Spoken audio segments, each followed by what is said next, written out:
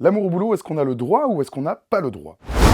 Alors je vais peut-être d'abord vous expliquer pourquoi on se pose la question. Lui, c'est Laurent Frex, il était directeur général de Nestlé et il vient d'être licencié du géant suisse de l'agroalimentaire avec effet immédiat parce qu'il entretenait une relation amoureuse non déclarée avec une subordonnée directe. En gros, une salariée du groupe qui travaillait sous ses ordres. Alors est-ce que ça veut dire qu'en France, on risque aussi d'être licencié si on flirte avec un ou avec une collègue? La réponse est non, et c'est la loi qui le dit, et votre entreprise doit respecter la loi. Et voyons justement ce qu'en dit Maître Rocheblave, il est avocat en droit du travail au barreau de Montpellier. Le principe, il est posé par l'article L 1121-1 du Code du travail qui dispose que nul ne peut apporter aux droits des personnes et aux libertés individuelles et collectives des restrictions qui ne seraient pas justifiées par la nature de la tâche à accomplir ni proportionnées au but recherché. Et vous avez également un autre article qui est l'article 9 du Code civil qui dispose que chacun a droit au respect de sa vie privée.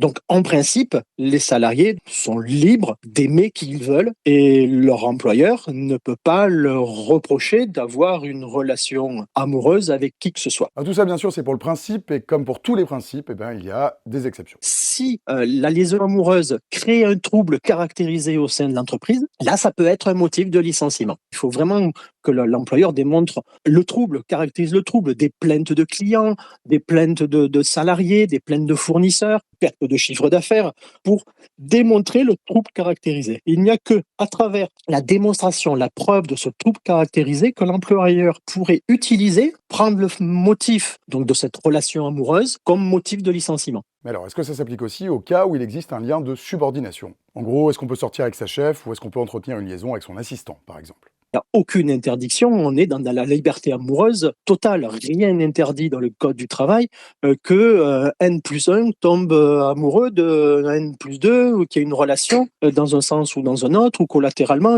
Ce n'est absolument pas un motif justifiable. Bref, vous vous aimez comme vous voulez, il n'y a aucune obligation, le reste c'est du bon sens, c'est aussi la loi, le consentement c'est important, pour s'aimer il faut être deux, sinon c'est direction la prison.